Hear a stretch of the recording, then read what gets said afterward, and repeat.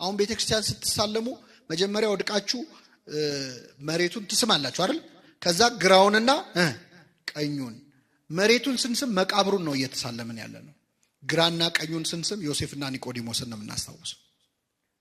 አባቶቻችን ቅዳሴ ላይ ሲቀድሱ ንፍቁ ካህንና ሰራዩ ካህን ጸሎት ሲያደርጉ ምንድነው የሚለው? ሰራዩ ካህን ዋናው ካህን ምንድነው የሚለው? ጌታ ሆይ ይህ እኔንና ይህን አብሮኝ የሚቀድሰውን ካህን ስጋህን እንደገነዙ እንደ ዮሴፍና እንደ ኒቆዲሞስ አድርገን ይላል። የሕማማት ቀን ደግሞ ብትገቡ ቤተ መቅደስ ታያላችሁ ተአምር። የክርስቶስን ልክ እንደተገነዘ ሆኖ ሁለት ካህናት ይዘው 41 ጊዜ እየተዞረ እግዚኦታ እየተባለ እነሱ የተሰማቸው እንዲሰማን የሚያደርግ ጸሎት አለ። የትንሣኤ ሰሞን ደግሞ ገና ቅዳሴ ስንጀምር ሃሌሉያ ዮሴፍ ወኒቆዲሞስ ገነዝዎ ለኢየሱስ፣ ዮሴፍና ኒቆዲሞስ ኢየሱስን ምን አሉት? ገነዙት እያልን ነው ቅዳሴ የምንጀምረው። ራሱ ክርስቶስን መገነዝ እንዴት ያለ ክብር ነው! ክርስቶስን መገነዝ ትፈልጋላችሁ ይላል ቅዱስ ኤፍሬም ሶርያዊ። ኤፍሬም ሶርያዊ ይገርማቸዋል፣ መገነዝ ይፈልግ ነበርና ምን ያደርጋል መሰላችሁ? በጠዋት ይነሳና በማታ ይወጣና ሌሊቱን ሙሉ ጎዳና ተዳዳሪዎች ነዳያንን በተኙበት ይፈልጋል። ከመሃላቸው የሞተ ካገኘ ደስ ይለዋል፣ ይገንዘዋል። ሲመለስ ፊቱ በርቶ ይመለሳል። ምን አግኝተን የተደሰትከው ሲሉት ክርስቶስን አግኝቼ ገነዝኩት ይላል። ደሃን ማብላት ክርስቶስን ማብላት ከሆነ ደሃን መገነዝ ማን መገነዝ ነው? ክርስቶስን መገነዝ ነው። ስለዚህ ኒቆዲሞስ በቤተክርስቲያናችን እጅግ ትልቅ ክብር ያለው ቅዱስ ነው። ቀስ እያለ በፍርሃት የጀመረ ክርስትና ከዛ ፈራ ተባ ወደ ማለት ከዚያ ደግሞ በአደባባይ ስለ ክርስቶስ ወደ መመስከር ሰማዕትነት እኮ ነው። ሰማዕትነት ከዚህ በላይ ምን ሰማዕትነት አለ? እና ክርስትናችን ምን ሞትለት መከራ የምንቀበልለት ልታምኑ ብቻ አይደለም የተጠራችሁት። እንደነ ቅዱስ አግናጢዮስ ልታምኑ ብቻ ሳይሆን መከራን ምን ልትሉ ልትቀበሉ። ክርስቶስ ይቺ ጽዋ ከኔ ትለፍ ብሎ ለሁላችን ያስተላለፈው መከራውን ነው። ከኔ ትተላለፍ፣ ከኔ ወደ ቀጣዩ ትውልድ ትሂድ ብሏል። ስለዚህ ክርስቶስን የጠሉ ሁሉ ክርስቲያኖችን ይጠላሉ። በዓለም ሳላችሁ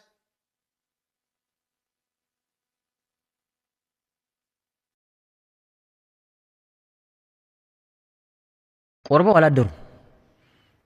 ቅዱስ ጴጥሮስ 3 ካደው። ይሁዳ ገና ቅዳሴው ሳያልቅ ጌታችን ሳያሰናብታቸው በመሃል ወጥቶ ሄዶ ጌታችንን ሸጠው። ሌሎች ሐዋርያት አናውቆም ብለው ሸሹ። በእውነት ነው በሽተኞች ነን፣ ግን ፎር ዋን ሞር በሽተኛ ቦታ አለና አንተም በሽተኛ ነህ ተቀላቀል። ቤተክርስቲያን ፐርፌክት አይደለችም አሉ አንድ አባትና በህልውና አይደለም ቤተክርስቲያን በህልውና ፐርፌክት የኛ ስብስቡ ነው። ያ ስብስብ ፐርፌክት አይደለም፣ ፍጹም አይደለም።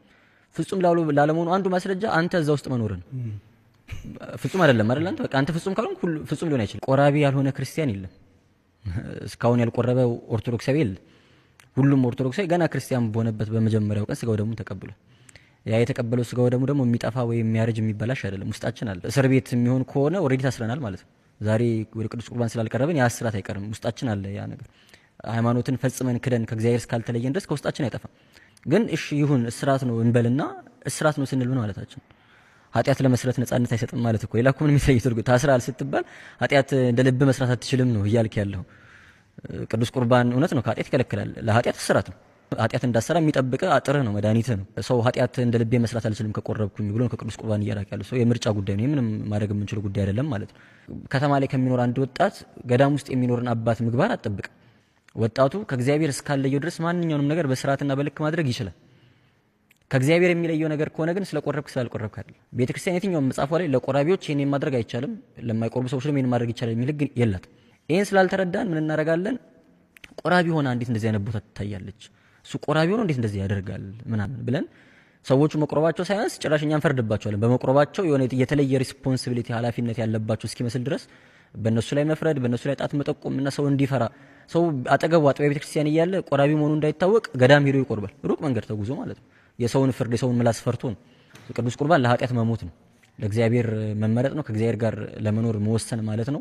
ከዛ ባለፈ የተለየ ሌሎች ክርስቲያኖች ላይ የሌለ እኛ ላይ ብቻ የሚመጣ ሪስፖንሲቢሊቲ የለም። ቆራቢዎች በመሆናችን ህይወታችን ድራማቲካሊ መቀየር አለበት ማለትም አይደለም። ወይ ደግሞ ሁሉ ነገር ካቆምን በኋላ ሁሉ ነገር ካስተካከልን በኋላ ነው የምንመጣው ማለትም አይደለም። ቅዱስ ቁርባን እንደዚህ አይነት ኃላፊነትን አይሰጥም። ለመለወጥ ለመቀየር የተሻለ ሰው ለመሆን ነው እንጂ የምንቆርበው የተሻለ ሰው ስለሆንን ማተም ማረጋገጫ እንትና በቃ ጥሩ ክርስቲያን ብለን እሱን ለማረጋገጥ የምንወስደው ነገርም አይደለም። ጥሩ ክርስቲያን ለመሆን እንደ መድኃኒት የምንወስደው መታገያችን ነው። ከሚገጥሙን መሰናክሎች አንዱ ንስሐ አባቶች ራሳቸው ናቸው። በዚህ እድሜሽ እንዴ ለምን በዚህ እድሜሽ እንዴ ነው የምትቆርቢው? ገና እኮ ነው ምን አይተ የሚሉ አባቶች ራሱ አሉ፣ ካህናት ሆነው ማለት ነው። ልጄ በቃ የወር አበባ አይታለች ከዛሬ በኋላ አትቆርብም የሚሉ እናቶች ይገጥሙናል። እንደዚያ ነገሮች አሉና የመጀመሪያው ችግር ያለማወቅ ስለሆነ መቀረፍ ያለበት ከዛ ጀምሮ ይመስለኛል። የገባው ወጣት ደግሞ መወሰን ነው የሚከብደው። ወይ የራሱን በደል ወይ የሆነ ነገር አስቦ ምናምን ነገር የሆነ ቀን እንደሚያደርገው ያውቃል። ግን የሆነ ቀን እንደሚሆን ላይፉ ላይ የሆነ ቀን ሀፕን እንደሚያደርግ ከማሰብ ያለፈ ቁርጥ አድርጎ ግን ቀን አልወሰንም። በቃ ነገ እቀበላለሁ፣ አሁን እቀርባለሁ አይልም። የሆነ ቀን እንደሚሆን ብቻ አምኖ ትክክል ነው መቀበል አለብኝ ሀሳቡ ገብቶኛል ይላል። ወደ ህይወቱ ማምጣት ላይ መተርጎሙ ላይ ግን ችግር ይገጥማል።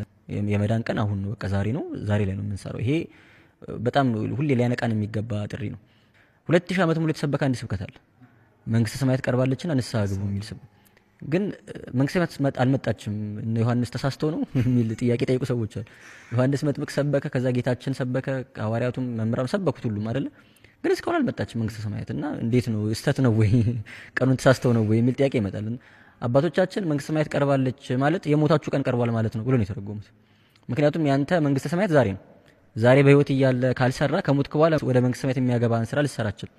ዛሬ ላይ ካልሰራ በቃ ነገ ላይ መንግስተ ሰማያት አለኝ የሚል ተስፋ የለህም ማለት። መንግስተ ሰማያት ቀርባለችና ንስሐ ግባ ማለት የሞት ቀን ቀርቧል ንስሐ ግባ ማለት ነው። 2000 ዓመት ሲሰበክ የነበረው የምትሞትበት ቀን ቀርቧል ንስሐ ግባ ወደ እግዚአብሔር ቅረብ ነው እንጂ አክቹሊ የጌታ መምጫው ቀርቧል ማለት ብቻ አይደለም። የጌታ መምጫ ቀርቧልም ነው እውነት ነው፣ ግን እሱ ብቻ አይደለም ትርጉም። የጌታ መምጫ ቀርቧል ሲባል ራሱ ለኔ ጌታ የሚመጣበት ቀን ማለት ብቻ አይደለም፣ እኔ ወደ ጌታ የሚሄድበት ቀንም ጭምር ነው። ወጣትነት ጋራንቲ አይደለም። የወጣቱ ሞት አይበልጥም። ኢትዮጵያ ውስጥ ቁርባኔ ይፈርሳል የሚል ጥያቄ ይጠይቃሉ። ቁርባን የሚፈርስ ነገር አይደለም። ቁርባኔና አፈረስኩ ኃጢአት ሰርቼ እንደዛ አይደለም። ቁርባን ከሚደገሙ ሚስጥራት መካከል የተደረገበት ምክንያቱም ይሄ ነው። ደግመን መቀበል ስላለብን ደካሞች ስለሆነ ኃጢአት ስለምንሰራ ማለት ነው። የግድ የሚያስፈልገን ነገር ነው። መድኃኒታችን ነው። በቃ ያለሱ መኖር አንችልም። ስለ መዳን ባስብን ቁጥር የግድ ቅዱስ ቁርባንን ማሰብ አለብን። ንስሐ ገብተን ካልቆረብን ንስሐችን ፍጻሜን አላገኝም። በቃ ንስሐ በጣም የመግባት ልምድ ያላቸው ቅዱስ ቁርባንን ግን የማይደፍሩ ሰዎች አሉ። ለኔ አይገባኝም የሚሉ ሰዎች አሉ። ከቆረብኩ በኋላ ኃጢአት መስራት አይቀርም የሚሉ ሰዎች አሉ። ይሄ ሲባል ምን እንደማስብ ታውቃለህ? ጌታችን ቁረቡ ሲል ከቆረብን በኋላ ኃጢአት እንደምንሰራ አያውቅም። ስጋዬን ብሉ ደሜን ጠጡ አለበለዚያ ሕይወት የላችሁም ሲለን ከበላን ከጠጣን በኋላ እንደምንበድል አያውቅም ማለት ነው። ከቆረብን በኋላ እንደምንበድልም ያውቃል ማለት ነው። የሚገርም የመጀመሪያዎቹ ቆራቢዎች ቅዱሳን ሐዋርያት ናቸው። ቆርበው አላደሩ። ቅዱስ ጴጥሮስ 3 ካደው። ይሁዳ ገና ቅዳሴው ሳያልቅ ጌታችን ሳያሰናብታቸው በመሃል ወጥቶ ሄዶ ጌታችንን ሸጠው። ሌሎች ሐዋርያት አናውቆም ብለው ሸሹ፣ ጠፉ። ገና ቆርበው እንደወጡ ጌታችን ሲያቆርባቸው እንደዚህ እንደሚያደርጉ ያውቃል። እየነገራቸው ነው። ትከዱኛላችሁ፣ ዶሮ ሳይጮህ ትከደኛለህ፣ ትሸጡኛላችሁ፣ ከእናንተ መካከል አንዱ አሳልፎ ይሰጠኛል። ከቆረቡ በኋላ ያን እንደሚሰሩ ያውቃል። ግን ቅድም እንዳሉ ለብርቶች የሚሰጥ ሽልማት ደግሞ አይደለም ቅዱስ ቁርባን፣ ለደካሞች የሚሰጥ ማበረታቻ መድኃኒት። ከቆረብን በኋላ እንደምንበድል ያውቃል እግዚአብሔር አምላክ። እኛ የአቅማችንን ያክል ላለመበደል ላለመውደቅ እንታገላለን፣ እንጥራለን። ከዛ በኋላ እንወድቃለን። ጌታችን መውደቃችንን ብቻ ሳይሆን ላለመውደቅ ደግሞ የታገልነውን ትግል ይመለከታል። ለሁሉ በትርፉ መጠን ዋጋ ሰጠዋለሁ አላለም ጌታችን። በድካሙ ልክ ነው ያለው። በድካማችሁ ልክ በልፋታችሁ ልክ ዋጋችሁን ሰጣችሁ ዘንድ ዋጋዬ ከኔ ጋር አለ፣ በስራችሁ ልክ ሰጣችኋለሁ አለ እንጂ በውጤታችሁ ልክ አላለም። ስለወደቅን ብቻ አይ በቃ የእናንተ ነገር አበቃለት አንባልም። ላለመውደቅ ምን ያክል ታገላችኋል ነው ጌታችን ጥሪውና ከኛ ሳይሆን ከጠላት ዲያብሎስ የሚመጡ ሐሳቦች አሉ። በቃ አንተ እኮ መበደል አይቀርም፣ ጸባይህን እያወቅከው ነገ መልሰህ ትበድላለህ፣ አንተ ማን ስለሆንክ ነው ወደ ቅዱስ ቁርባን የምትቀርበው ምናምን። ሌላኛው በጣም መስተካከል ያለበት ነገር ለቅዱስ ቁርባን የተገባ መሆን የሚችል ማንም ሰው የለም። ማንም ሰው በቃ ዛሬ ተገብቶኛል ልቁረብ የሚል ሐሳብ ሲሰማ መቁረብ የለብን። ዛሬ ይገባኛል ብለህ ባመን ቀን መቁረብ የለብን። ኃጢአት ነው። መቼም የተገባን ነው። ለመጀመሪያ ጊዜ ጌታን ወደ ራሱ የተቀበለችው እመቤታችን ናት አይደል? እናቱ ሆና በማህፀኗ ያሳደረችው እሷ ናት፣ በውስጧ ያሳደረችውና እሱን ስትቀበሉ የነበራት ንጽህና እኛ የለንም። መሆን እሱን ለመቀበል የሚያበቃ ንጽህና የለንም በጭራሽ ማለት ነው። መቼም የተገባን ነው። እኔ አይገባኝም ቅዱስ ቁርባን ብሎ መተው ትትና አይደለም፣ ትዕቢት። ትትና እኔ አይገባኝም ስለዚህ ጌታው አንተ ይቅር በለኝ እያሉ መቅረብ ነው እንጂ አይገባኝም ብሎ መሸሽ አይደለም። ሰው ድግስ ጠርቶ እንዴት ይሸሻል? ለልጅ ምርቃት ወይ ለሰርግ ደግሰ ሁሉም ሰው ነጭ ለብሶ አምሮበት መጥቶ በጣም ያለህን ሀብትን አሟጠ ተበድረ አርደ ምናምን አስቀምጠ መጥቶ ዘምሮ እልል ብሎ እግዚአብሔር ስጦታ ሰጥቶ ምናምን ነገር ስጦታ መጥቶ ብሳ ብሎልኝ ሲባል በእውነት እኔ አይገባኝም ያንተን ድግስ መብላት እኔ ለአንተ ሞንሱ አይደለሁም ይቅር በለኝ እያለ ወጥቶ ቢሄድ ወይ ምን አይነት ትውታን ናቸው? እንደ እግዚአብሔር ይስጣቸው አትልም። በሬ አይደለም ያረደው፣ አንድያ ልጁን ብቸኛ ልጁን ያረደ። ነጭ ለብሰን ጥላ ለብሰን አምሮብን መባ ይዘን ጧፍ ዘቢብ ይዘን መተን አስቀድሰን አመስግነ ነው እልል ብለን ዘምረን ብሉልኝ ሲል አይ እኔ በእውነት አይገባኝም ስንል ወይ ሲወዱኝ አይልም። ኑና እንዋቀስ ነው የሚለው አንደኛ ኢሳይያስ ምዕራፍ 1 ቁጥር 18 ላይ እኑና እንዋቀስ ያጠፋው እንዋቀስ ልውቀሳችሁ እኮ እንዋቀስ